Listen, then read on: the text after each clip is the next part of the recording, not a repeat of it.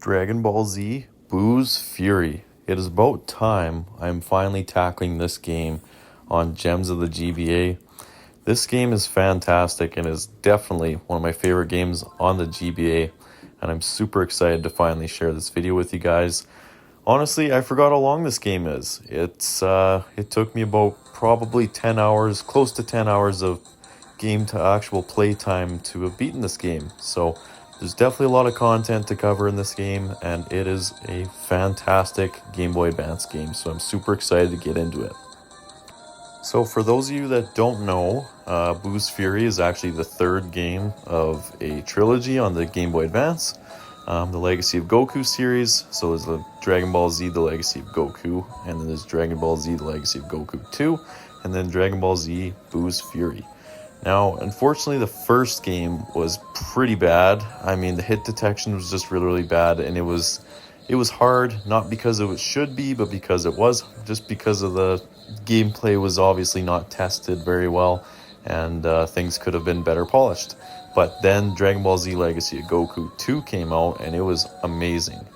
And now here we are with Boo's Fury. So Boo's Fury takes all of the good elements from Legacy of Goku 2, like the combat and the leveling system, over into this game. So it takes a lot of the good things from the Legacy of Goku 2, but my only, issue with this game and why I prefer the Legacy of Goku 2 over Boo's Fury is the difficulty. The difficulty on Boo's Fury is honestly, it's very easy of a game. You can trap your enemies up against walls and just pile away, hitting them, punching them, kicking them for days. So honestly, I mostly just jack up my stats in strength, since this game allows you to pick which stats you want to boost up. So if you want to boost up strength, then you can, which is your punching and kicking. If you want to boost up your power, you can, which is like your ki blasts or your special attacks. So basically this game gives you the freedom to level up which stats you would choose to do, but I mostly just end up going to strength because it's super easy to trap your enemies up against a wall and just pile away at them, hit them non-stop. Now let's get into the story a little bit. So of course, as the name applies, it is all about the Boo saga from Dragon Ball Z. So in this game it starts right from the end of the Legacy of Goku 2 basically, and you are starting off with the rise and defeat of Boo throughout the whole game. So you start out with, right now, I mean, you got the World Martial Arts Tournament is going underway. You got some of the Saiyaman episodes, I guess, with Gohan. You get to play as Gohan taking care of the city as the Great Saiyaman, so you get to see that a little bit. And then here is the World Martial Arts Tournament. So I'm playing as Trunks in the junior division, where you're just beating on little kids. And then you actually get to play as Videl in the World Martial Arts Tournament too, which is pretty cool. So you only get to play as her the one time in the World Martial Arts Tournament against Spopovich, but at least they allowed you to play as her anyways. I thought that was very, very cool. But of course, throughout the entire game, your main characters you get to play as are Goku, Vegeta, Gohan, Trunks, and Goten. So you get quite a good variety in this game of different characters to play as, which is awesome. And they introduced the fusion as well as it was introduced in this arc of Dragon Ball Z. So you get to play as Gotenks and also Vegito as well, which is pretty cool. So it's definitely kind of a gimmicky thing. I mean, they do like most of the games would do, have you mash different button combinations to fuse together when you're about to fuse. So it's not a bad mechanic at all. I'm glad that they kept it into this game, and it wasn't really like you're just out of the blue just fuse. You actually have to press some buttons and everything and do a combination to be able to fuse. So I thought that was really, really cool that they did that. So here is the clip of where you get to play as Videl for a short little bit in the game when you're taking on Spopovich in the World Martial Arts Tournament.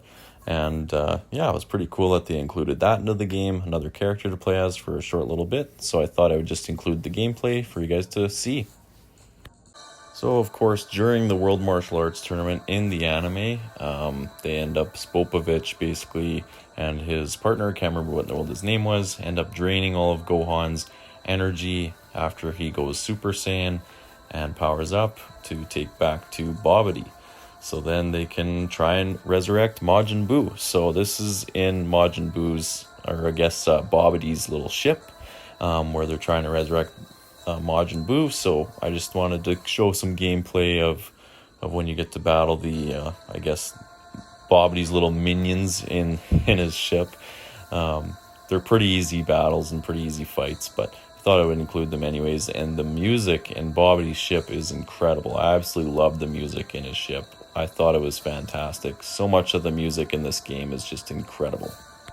You'll see now that I'm getting into a lot of the boss fight gameplay that they're really easy. Like it's not only just that you can trap your enemies really easy in a wall and just endlessly hit them, but it's also the fact that this game has a bunch of like doors or level blocks where you can't get them through them until you have a certain character up to a specific level. So for example, I know there's a few areas where you have to have Vegeta up to like level, 95 or 100 or whatever, Goku up to level 120. I know there's one part of the game where you have to have Gohan up to level 140, and it's like these level barriers. I mean, they're good in a way, but they almost force you to be over leveled, if that makes sense, and then makes the game that much easier.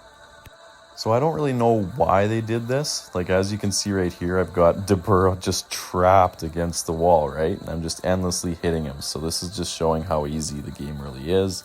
And I don't really know why they decided to create so many level barriers that are just absurdly high. But they did with this game, and I don't know if it was because maybe they thought the Legacy of Goku 2 was too hard.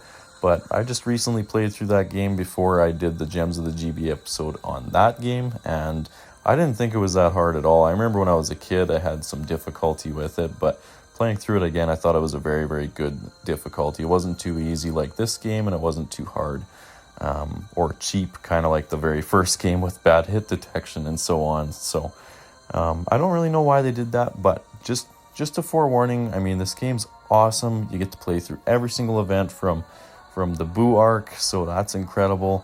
But it's just the level barriers, I think, are why it's so easy, let alone the fact that you can just trap your enemy up against the wall super easily as well. There's also items that you can equip to different characters in this game. So you got like different boots that you can equip. You can equip like armor, these little rings, or I guess like little band things that boost your stats. So that also adds a different element, as well as you can basically attach items to different characters, which definitely allows for a little bit of more building with each character. You can kind of build them how you want. If you want to jack up strength, then you can. If you want to jack up endurance, then you can.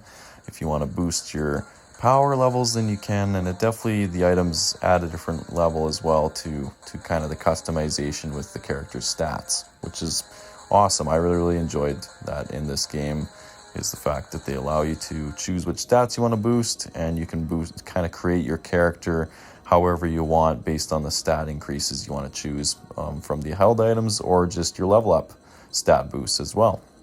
So in this game, they included a little Broly battle, which I don't really think that Broly was just hanging up on top of a mountain randomly terrorizing a village in the Broly movie, but it's been so many years since I watched the Broly movie, so I just wanted to include this as well. Kind of a cool little, I guess, cameo, if you will, of Broly, and they brought him into the game for a short little battle on top of a volcano or a mountain or whatever it was.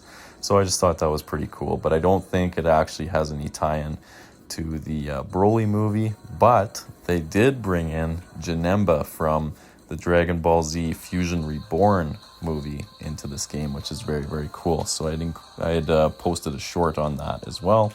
And then here we have Goku going Super Saiyan 3.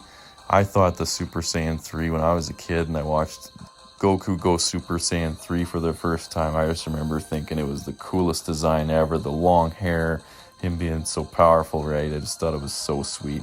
And you get to go Super Saiyan 3, of course, in this game, which is really cool. So you could get to take down Majin Buu as Super Saiyan 3 there, but then, of course, you don't actually defeat him because he still runs rampant.